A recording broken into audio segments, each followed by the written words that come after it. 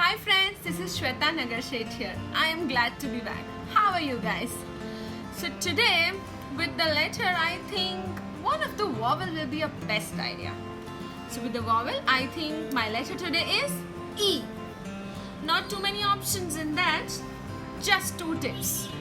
There are people, normally I will say how do you write E is this.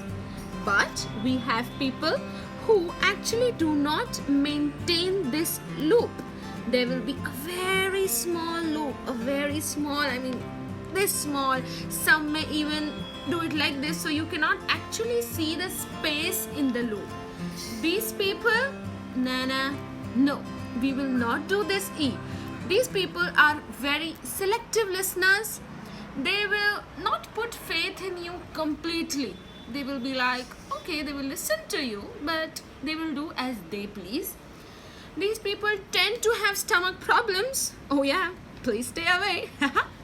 Next we have the complete perfect E is this, wherein you have to keep the loop a little bigger. The bigger the loop, the bigger the listening skills. The more the listening skills. Who doesn't like a person with more listening skills? If I want to rant something or someone, I would prefer someone who's got good listening skills. So next time, bye-bye.